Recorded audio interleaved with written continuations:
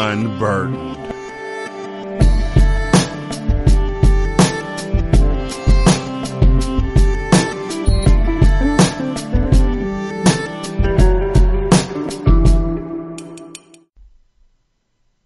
Brown, brown, brown, brown, brown. It was rocking just for you. People Oh, what did I walk in on? Oh, nothing. Kind of some Skype background music mixed with "This Is America" lyrics made up. I don't know. It was kind of dope. I mean, I thought. I'm gonna go with negative on that. That almost scared me. This one party just for you. Oh, I don't know. Just for the record, this is completely off of whatever subject we weren't just talking about. But I feel like fetch is still a thing, and don't give up on it, Rashani. I never will. I've been trying to get fetch to be a thing for like 5-6 years now, and the haters are gonna hate. That's all right. Yeah, is it hate though, or is it people just telling you to do something different? And you know what? Welcome to Unburdened. I'm Rashani. I'm joined by Corbin, and I'm joined by Gerald. And that's an excellent question. At what point is it hate, and at what point is it good counsel, and how do we discern between the two?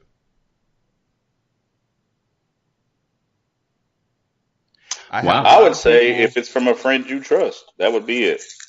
Really? Yes, I would say somebody you trust tells you that's really not what you need to be doing. That's kind of what. No, I'm not saying like if somebody comes up like an intervention sort of thing. Like if a friend comes up and tells me that you shouldn't be with this person or whatever it may be, I am usually pretty open to their ideas. But there's certain things where somebody will tell me something and my mind will just work overtime to say, what did they mean by that? Like, well, now that you say that in that regard, relationship type stuff, I stay out of that. I mean, you can shoot your ideas off me for businesses, songs, poems. Do you like this house I'm about to buy? But if you like, hey, what do you think of my girl? Or hey, what do you think of my guy? I'm staying out of that. I'll let you know that up front. I'm not really. What my grandma says. I'm not really big on the whole idea of, like, I didn't want this to seem like it's something where if you're in a bad relationship and your friends tell you you're going to ignore them sort of thing. That wasn't my intent. The thing was, like, if your friends give you some sort of advice about a business that you're thinking about undertaking or something like that, how much credence do you give them? If they, like, there's people who will just pop out of nowhere sometimes and give you advice. How much credence do you give that advice? How much time do you give them? How much time would you give a friend who's giving you advice, towards something that you've been thinking about for a long time? And how much of it do you think might just be them trying to tear you down?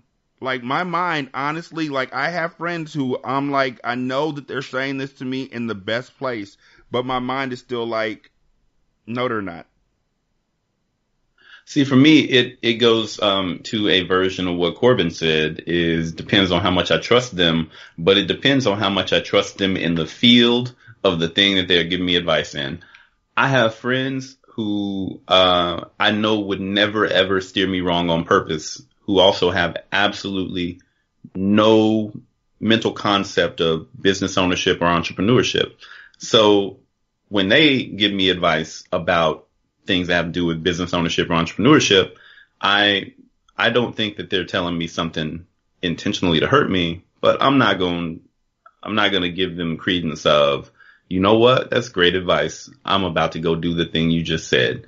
At the same time, you know, there's some people who I know who are in the business world and they know all about entrepreneurship, marketing, this, that, and the other. And I will listen to them and they might tell me something that has to do with business, marketing, whatever. But I know that it doesn't fit with my personality. It doesn't fit with who I am, who I want my brand to be. And, you know, there's a lot of business tactics out there that are, they don't really take into account, you know, whether something is right or wrong. It's just whether or not, or ethical, I would say, right? Whether it fits with my personal ethics. And so there might be people who are complete experts in the field, but if they don't know me and if they're not taking me in direction that is right for me as a human, I'm going to disregard them too. So it really does matter about who's giving the advice, what kind of advice are they giving you, and whether or not they know you well enough to give you advice that's right for you.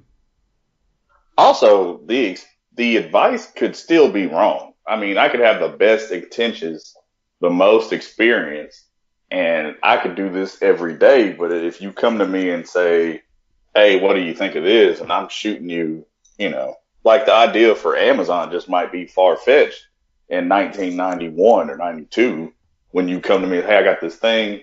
We're going to sell things on this new fledgling internet, and we're going to get them delivered to your house." Now, I could be vice president at FedEx going, "Man, that's the dumbest thing I've ever heard." But, I mean, you still have to weigh it for yourself. I just feel that if it's coming from a good place, it doesn't really matter about the advice, if that makes sense. Because if I'm advising you to the best of my ability and you trust me, then you're going to weigh it anyway versus somebody that just walked up on the street and said, "Hey, man, I think that's stupid," and walk off. I've been that person who walks up on the street before, in all honesty, and it doesn't work. And I know that the saying is the road to hell is paved with good intentions. I often want to feel like I can help everybody. And sometimes the situations that I get into are you give advice or you've given advice for certain things. And so then you get asked your opinion on other things, and it's like, that's not my field of expertise. And they're still like, "Well, just what do you think?" And at that point in time, you still give the advice knowing that ain't your field, that ain't your lane? Because I'm always worried about giving advice and it's not my field and it's not my lane, and then they take my advice and something bad happens. And then it's like, you shouldn't have listened to me in the first place. Well, you shouldn't have given me your opinion, because once things turn bad or things go the way that they didn't plan it, they don't want to hear the fact that you advised them that, "Look, I am not the one to give you this type of information." I don't know. I worry about weird things. That depends on the person. Because if you know I'm the type of person that if this goes bad, that I'm going to snap back at you, I just wouldn't do it. Even if I had all the, expertise in the world, I'd still be like, man, I just really don't know. I really don't know what to tell you. A couple days ago, I came to the realization that all of my friendships from the age of maybe 18 until now, so for the last 20 years, all of my friendships have been built in a way that are going to feed me without having to feed others. Because my mind is the type of place where I doubt friendships and I doubt myself, and my mind will tell me that I'm a bad person even when there's nothing going on. Like, my mind will tell me that I'm a screw up even when everything's going great. And so I would always find myself giving away things. Like, when I was it might have been longer than 18 years, because now that I think about it, when I was like 15 and 16, I was giving away money and food and gifts and whatever it may be to almost buy friendships or maintain friendships or deepen friendships, because that's what I thought was going to work. Like, I wasn't really thinking, like, if I'm just a good person, these relationships would come. I just thought about what I thought would work. Like, will this strategy work? No, well, let's go with this strategy. And it wasn't so much to build the relationships as it was so then when I was feeling down, somebody would come up to me and say, "You're a good person." To kind of quench that thought in my head that I wasn't. And it never worked. It had No, because people suck like those, I'm picturing in my head exactly what would happen. Like those people who would want to be your friend, quote unquote, under that situation, like as soon as you don't have something to give, They're gone. they're gone. Mm-hmm. Leaving you to go on to the next person that you could attach to. It's almost like there's birds who sit in the mouths of crocodiles and pick stuff out from between their teeth. And no, it's not. But those things are always interesting to me though. But it was like I'm always hoping that by giving these things, by giving my support, by giving whatever, then when winter hits me, when I'm feeling the lowest that I've ever felt, I will be able to have them say, you know what, you're a good person. But I've realized through doing this show with y'all that because I've been compartmentalizing my friends and compartmentalizing myself, I haven't really given enough of my whole self to be a good friend to where somebody would actually say, hey, you're a good person, and not be like, yo, why the fuck are you so needy? And I didn't mean to curse in that aspect, but that's literally how I feel. Like folks will be like, why are you so needy? Like, why are you coming to us for help right now? This wasn't the role that you had us set up in. This isn't the way that this relationship was built. So why are you switching it up now? And it's always just been a fear of myself. I am scared of being alone by myself where I can just feast on my own doubts and my own shame and my own worries about whether I am good enough at anything to deserve to be here anymore, to deserve to be alive anymore. And I was talking with, to be completely honest with y'all, I was talking with my son, and he was like, do you ever hear that voice? And I was like, what voice? And he was like, the voice that tells you that you're not a good person. And I was like, at first I was like, no, I never, cause I'm thinking like, I have people in my family who have schizophrenia and people who actually like, when people stigmatize, mental illnesses, they say that schizophrenia is the one where you hear voices. But that's not the only one. And there's so many other mental illnesses that we don't really look at as being something serious, that we don't really look at as being something that we need to be concerned about. And we don't give them the time of day. So this might be a problem, but this one over here, not so much. They're just kind of crazy, and we have, even within the folks who have mental illnesses, there are mental illnesses that are acceptable in society at this point in time. And there's some that still get stigmatized. Whether we want to admit it or not, there's a caste system almost of mental illnesses, because we can talk about being depressed all day long. And somebody's going to support you. Everybody may not support you, but somebody's going to say, you know what? I go through that too. This is how I feel. This is where I'm at right now. But bipolar disorder? Schizophrenia?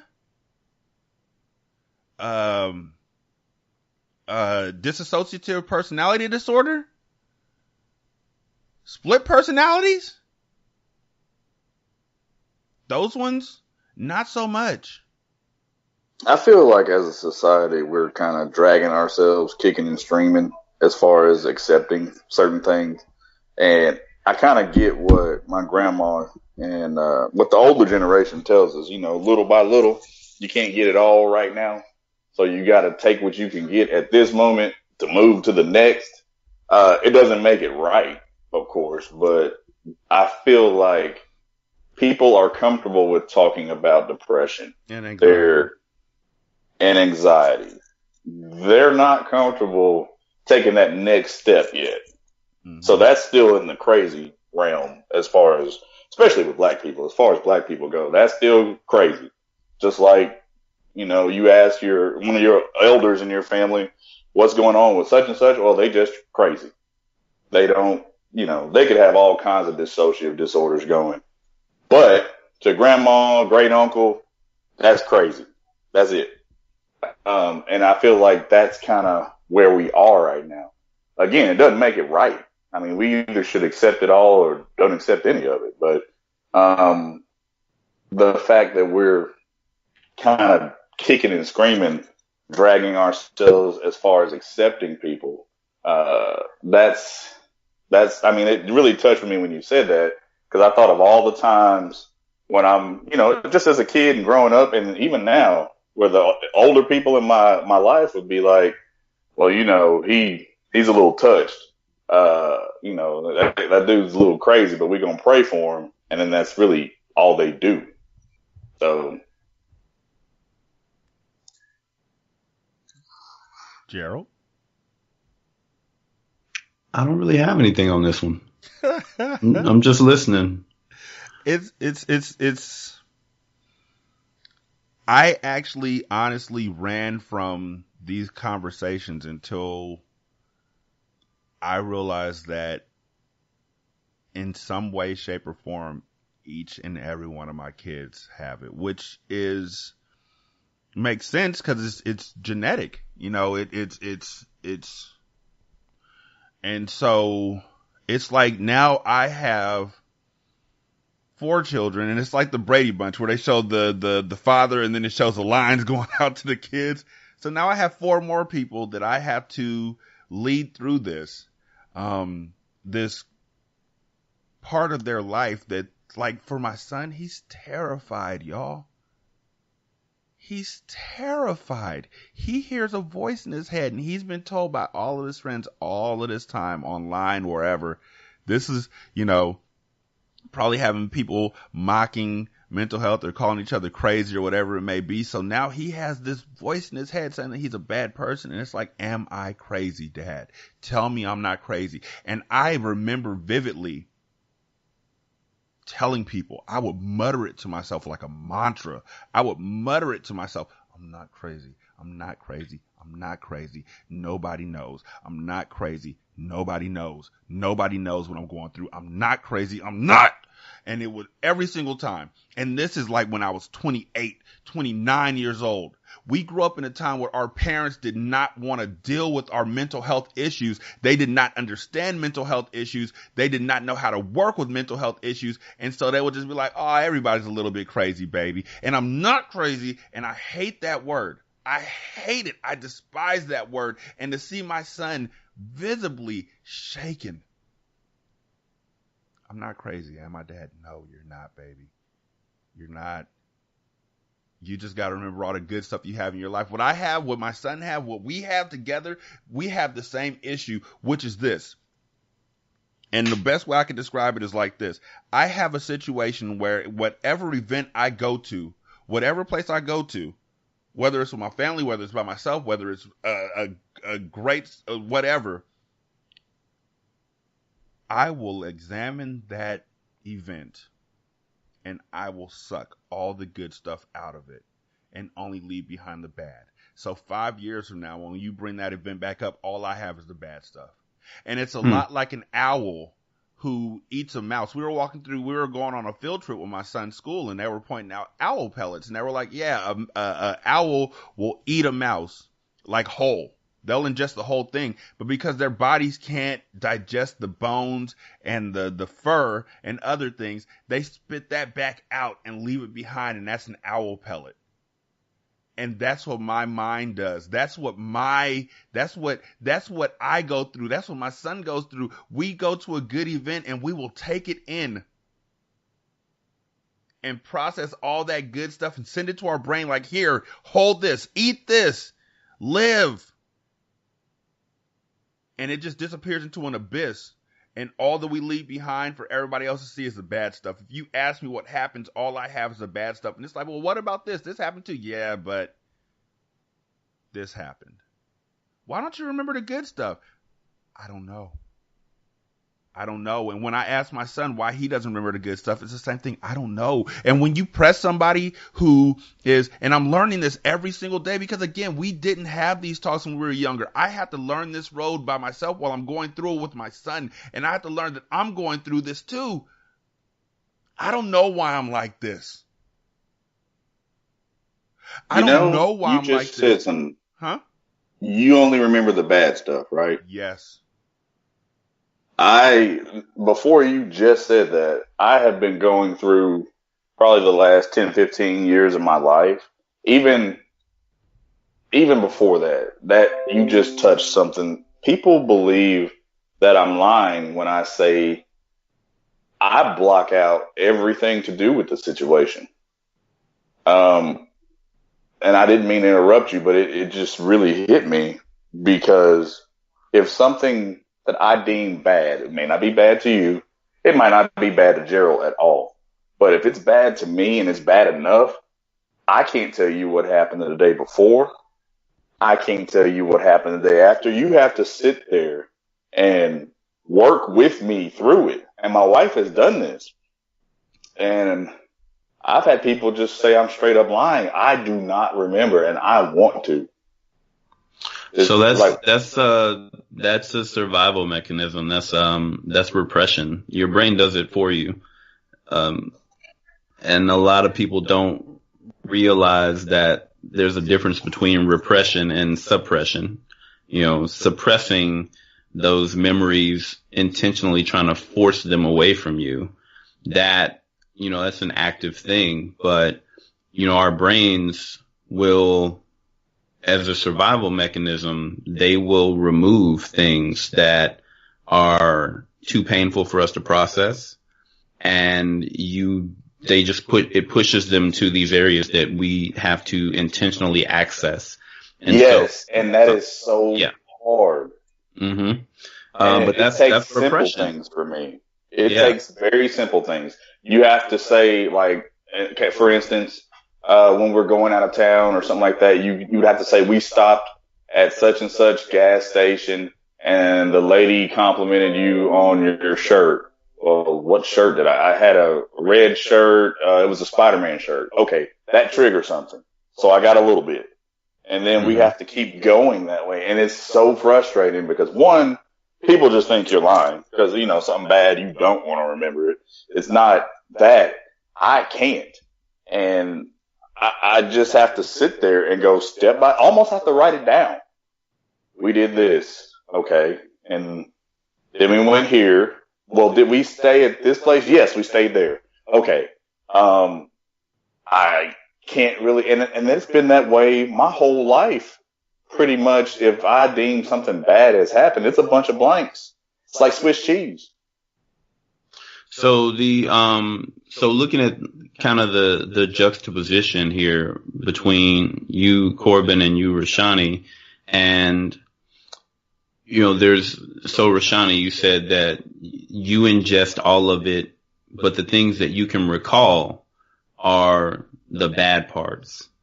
And so, that just makes me think that there's something in the way that you process positive emotions that it's almost like you're fighting, not intentionally, but it's like you're fighting yourself internally. When something positive happens, it turns into an over-analysis of whether or not it was actually positive. Yep.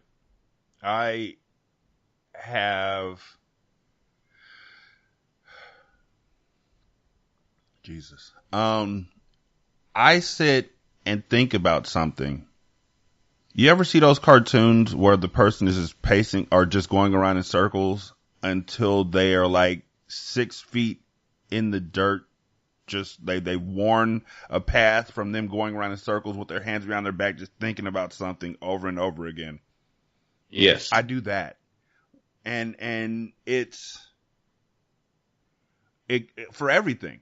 Some things are easier to deal with than others. Some things are easier to come to a conclusion for than others. And so it's like a quick, like that decision. But there's other things that happen, where everybody else having a good time, but you hear something and it's like, what did they mean? And I will sit there and really analyze, what did they mean by that? Even if it's a joke, the funny part of the joke gets taken away immediately. And the rest is left there for me to pick through, like an owl pellet, just to pick through and look at it like, okay, what did they mean? But I'm honestly, fooling myself because I've already taken all the good stuff out of it. All I'm going to find is something bad. Mm-hmm. And so then the rest of my brain, who isn't in on this part, that it isn't down with the whole picking through owl pellets thing because they're not scientists and picking through owl pellets is probably gross to the rest of my brain, is like, why is all that bad stuff there? What happened to the good stuff? And the part of my brain who enjoys picking through is like, I'm analyzing. And the rest of my brain is like, can we stop this?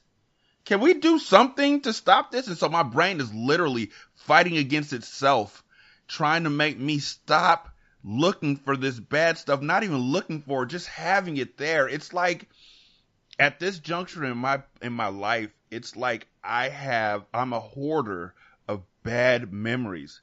I am a hoarder of the bad parts of my life, and I didn't know it was a problem until I saw my son potentially going down that same path. And now it's like, what can I do to save this? So we got him into therapy.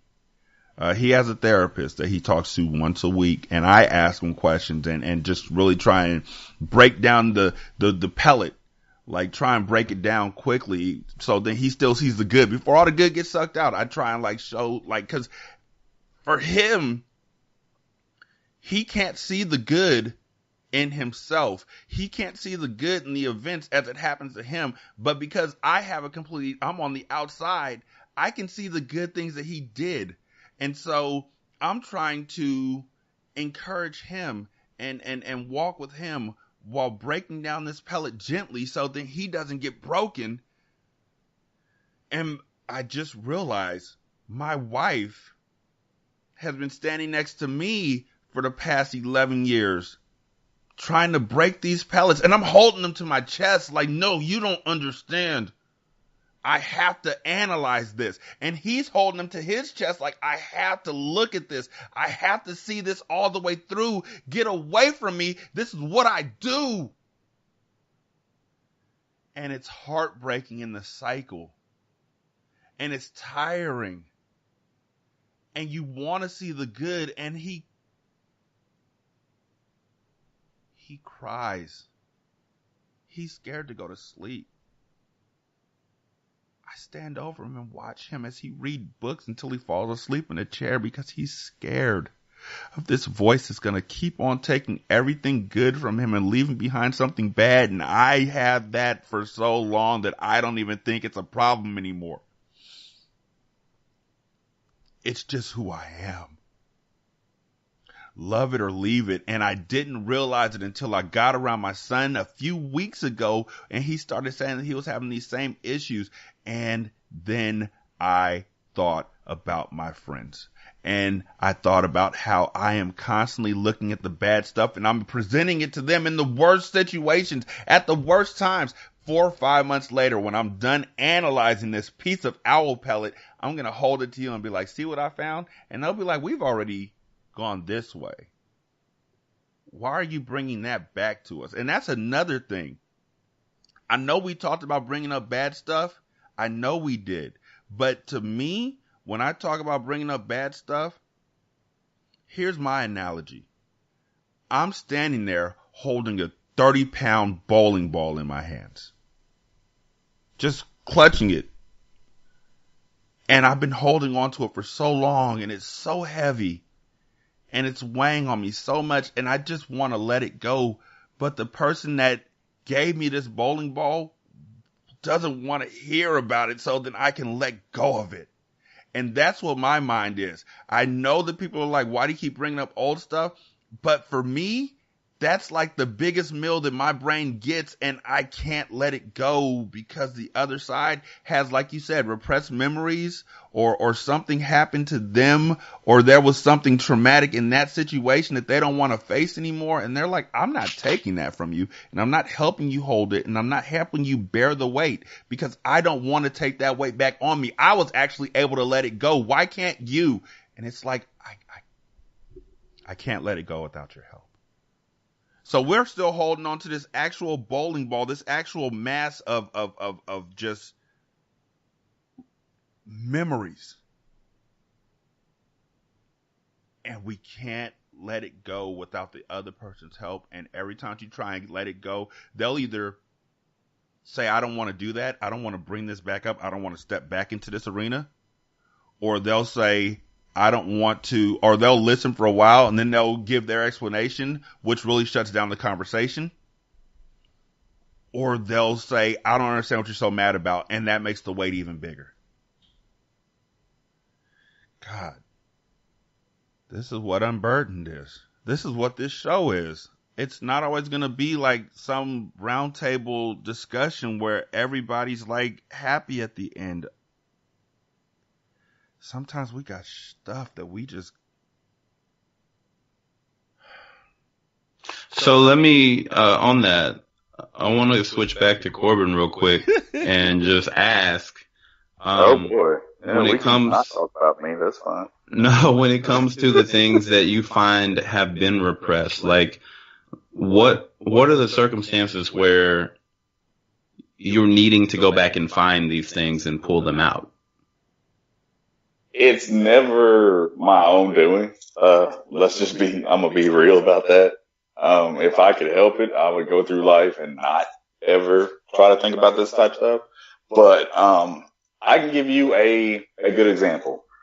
6 or so years ago, I had planned a trip with my wife, to go to, she loves the beach, right? So we were living in Arkansas at the time, in Little Rock actually. And so, I had planned a trip to take her to the beach and I was going to surprise her. Only I told her, okay, we like to go to a Titans game. You know, I'm from Memphis, so we go to a Titans game once a year. We try to. So this was that time. So, I told her we're going to go to Nashville. It was in October. It was actually right around now. And we were going to go and she was excited about it, but I was going to pull the okie doke, right? I had set up everything to where, this is G-level stuff. Like she got off work. We were going to drive. I know she was going to be tired. So we were going to leave at 8 or so just so she could get some rest. And I knew she wouldn't. So by the time I got in the car about 30 minutes in, she probably knocked out. So by the time she woke up, we would be close enough to the beach. I would spring it on her or whatever and she'd be so excited, right? So we get south of Jackson, Mississippi and she wakes up. And she's like, why are we in Jackson, Mississippi? And I said, well, I took a wrong turn in Albuquerque. I remember saying that. All right, Bugs. Yeah, I remember saying that. I thought I was being funny. Because this is still exciting, you know. She's gonna just love it. All right. And then she said, no, really, why are we south of Jackson, Mississippi? And I said, well, I'm taking you to the beach. And she said, what? And we had an argument that I don't remember. The next thing I remember is being in a restroom at a gas station, wondering if I should turn around and just go home. She was that upset because she didn't pack for the beach. Turns out, from everything she told me, she had a great time. And that's the part that I feel bad about is people say, well, from everything she told you, yeah, okay, whatever. You remember this stuff. You're just making this up. I'm not. I remember that restroom and being so frustrated, wondering if I should go home or not. And then I don't remember the next 4 or 5 days. Everything that I've been told, she's had to pry out of me. Where we stayed, I know that, but I couldn't tell you, you know, if it was in that trip, I can't tell you really anything. It was just a 4-day thing. So, and I've had to work with those photos to get that part back. But other than that, I don't know. Yeah, man. So that is, again, coming from a complete non-professional in any of this stuff, but, that is textbook. Psychology and knowledge. Right? Yeah, that's textbook where you had a traumatic experience and the trauma of that initial argument, your brain just took that entire scene everything associated with it and just said, we're just going to move this away. No, I don't want anything to do with any of this stuff. And, yeah, that's really interesting. I've got some theories, very macro level theories about, the United States and the state that we're in today. I'm not going to get into those here because we're not talking about that, but it's all built around the ideas of repression at a collective level. But off of that subject, y'all have been talking about, the things that go, that you deal with. I never really considered myself as a person who dealt with, mental health issues, even though as a child, I went to a counselor because I was the only black kid in my grade at school and I was treated like trash. And then I was the only, kid in private school, or at least at a predominantly white private school at my church. And I was socially awkward everywhere I went. And I was an only child. So I was pretty much on my own. So I had a counselor when I was a kid for a while. And then, I went to Iraq and I came back from that and, was, I guess, diagnosed with combat stress or whatever. And I just recently went and needed to do a PTSD evaluation for things that I did not even realize were rolling around in my head, over the last 20 years. Repression isn't a thing that happens to me. I normalize my trauma. I just see it as that's just part of the trials and tribulations of life. It's what I learned from it, and it's become a part of me, and I don't run from it, and I'm good. And I always tell myself I'm good, until that thing happens. And I didn't realize kind of the type of stress and anxiety or the way that I deal with it until I started watching This Is Us. Do y'all watch This Is Us at all? I saw the first season and have stayed away from the second season because I'm scared. So we're in the third season now. And I love that show. I cry every episode, but watching that show made me realize that, in a lot of ways, I am Randall. I levy the responsibilities of perfection on myself for the other people around me. And I don't ask for help. I don't look for help. I don't think I need help. And I just have this belief that I got it all. I can handle it all. I can do the war thing and then do the civilian thing. I can do the sales thing and then I can do this thing. And I can be the tech person and I can be the people person. And I can do it all. Just give it to me and I got it. When things go bad, everybody's going to lose it. Give it to me. I got it. And yeah, I feel that way too. I feel like through hard work and effort, I can be all things. I call it the Batman syndrome. I called it that for years.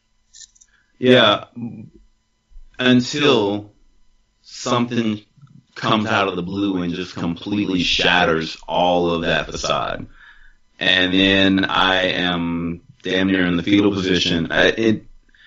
Randall, it has happened a couple of times in my life, and it's not very often for me. This is like maybe once every several years that it all just at once is like, you can't do any of this, and you should probably just die.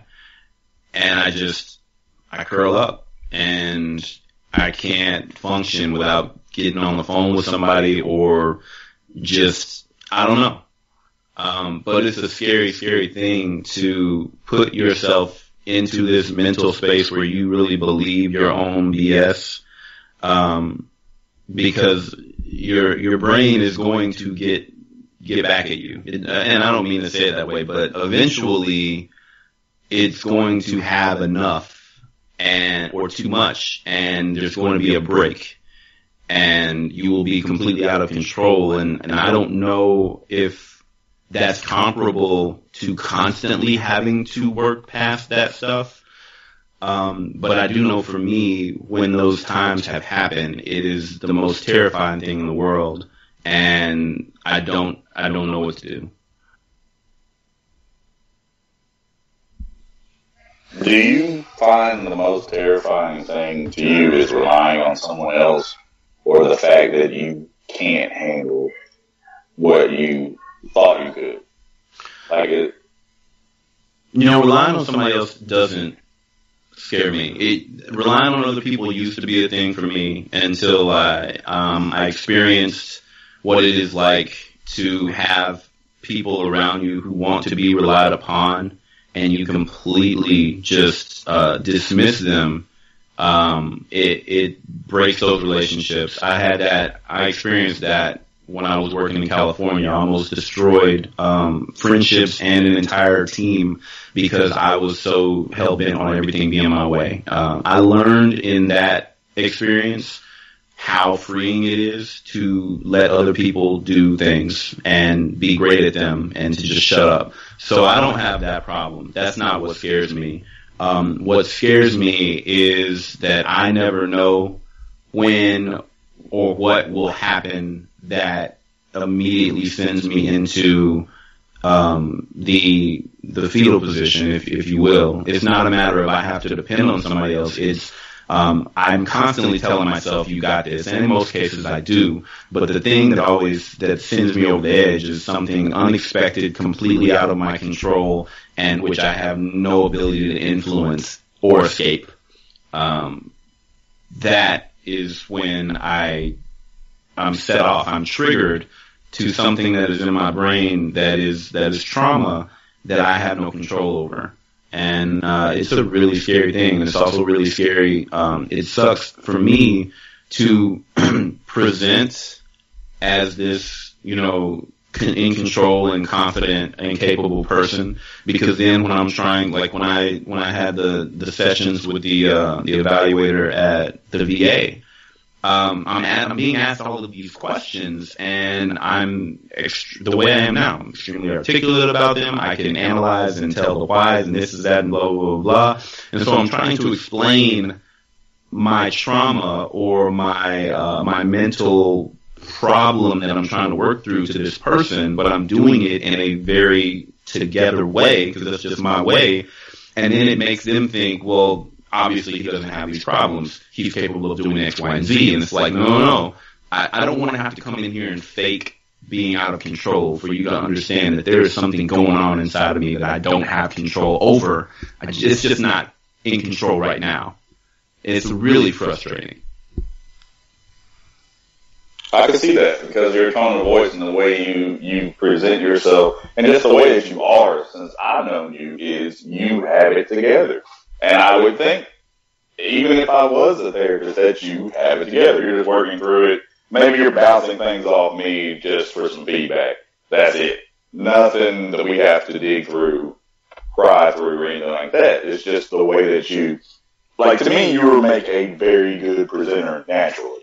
Like, you can present stuff that you haven't looked at but maybe 3 or 4 minutes, as long as you know a little bit about it. And you can come across as knowing your shit. True. But then that plays a disadvantage to me when I'm talking about me and I'm trying to explain to somebody, these are the things that I see in me that I have no control over and I don't understand. Mm-hmm. But here's how I understand them to this point. And it's like, oh, well, that's a pretty good understanding. I'm like, that's great. Help me. Right. And getting someone to, it's like, people who work in that industry, I think, are used to dealing with people who seem out of control. And so it's like, I can deal with all of these things that I can physically see, and it's easy. And then someone comes in who appears almost like a Randall Pearson to just have it all together. But there's a fire, an uncontrolled fire inside somewhere that is tied to these different traumatic experiences and incidents. And because I'm one of those people who does, I remember everything, I analyze everything, and I compartmentalize everything, and I keep all of it. So all these little traumas inside are constantly being analyzed and compartmentalized, but then something will happen and it will break down all of those barriers that are keeping things in their compartments, and they all flood at the same time. It's like a dam. It's like multiple Hoover dams breaking at the exact same time that we're holding back walls of water on 8 different sides of this one valley, and they all break at once. And it ruins everything. That's what happens. Do you feel that if you had, say, a black therapist, I don't know what kind of person you might see at the VA, that might help? I don't know. I haven't had that experience ever.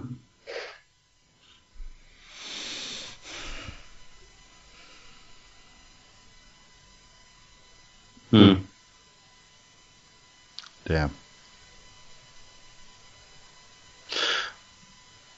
But so what I know though, when Rashawn, when you came with the idea for this show and you were talking about it, I was like, I really want to be a part of this. I don't know if I belong because of everything that I just said. I know how I come off. And every week it's freeing for me. I don't know. I'm very grateful to be a part of this, but I constantly have that concern of, I don't want people to listen to this and think that I'm the guy sitting over here trying to judge my friends. I've got my shit I'm working with you guys too.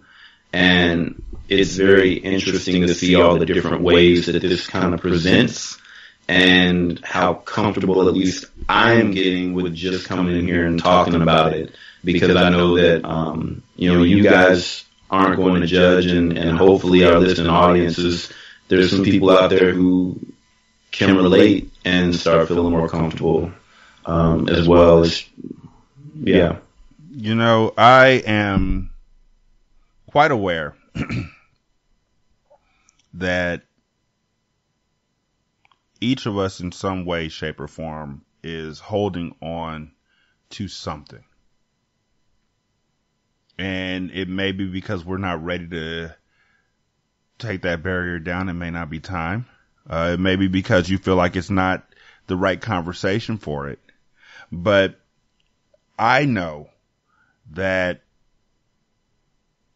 I can trust y'all to be open and transparent when you do choose to open up. And I'm not looking for right now. I'm looking for the future. I'm looking towards the future as far as this show. I want all 3 of us to be able to say, you know what? I wouldn't have been able to share that with anybody else. I wouldn't have been able to open myself up and be honest about that. That I just told y'all. I don't know. I don't think I could have. Because it would have been like, how is this going to come back and harm me?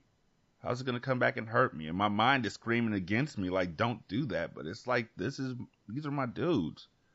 Like, I should be able to feel a comfort with having that conversation with y'all.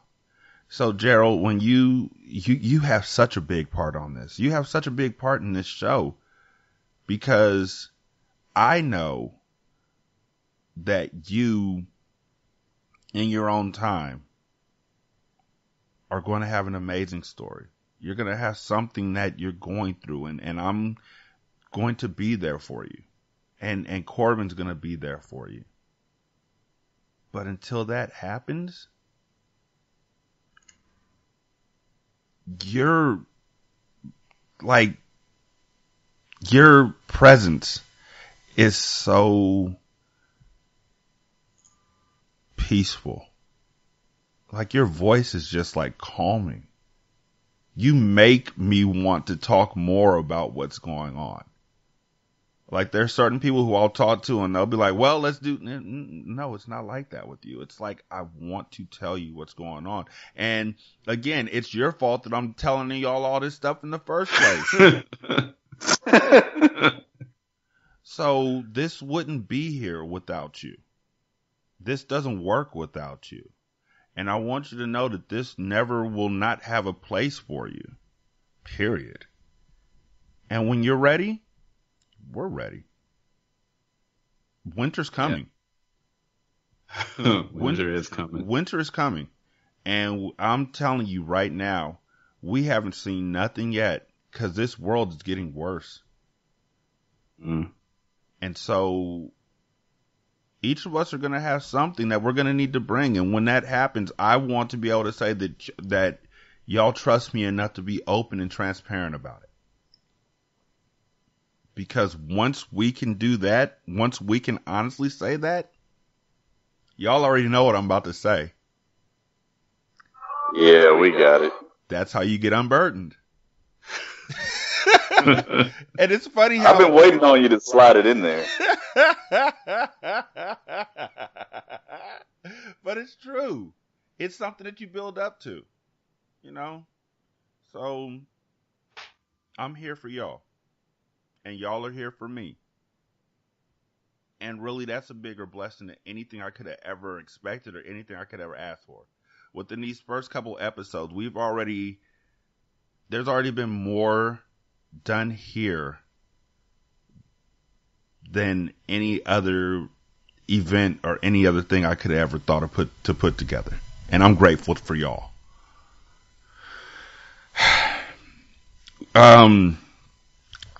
Again, this is Unburdened, and that's Corbin, and that's Gerald, and I'm Rashani, and we're so grateful for each and every one of y'all. Thank you for your time, and thank you for listening. If you want to be on the show, let us know. You can email us at blackandunburdened@gmail.com. And just hit us up. You can hit us up on Facebook. We won't, if you want to be on, but you don't feel comfortable with using your name, we don't have to. You can use a pseudonym. We can give you a number. If you just want to leave a voicemail, the telephone number is 916-572-9016. It's going to say all this in the credits, or in the outro song, but let us know. This is Unburdened. We are so grateful for each and every one of y'all. Y'all have a wonderful day. Be good. Peace.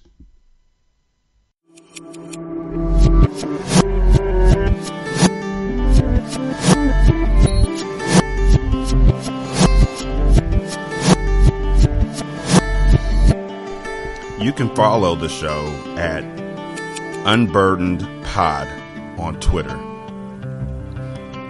Voicemail is 916-572-9016. Email is blackandunburdened@gmail.com.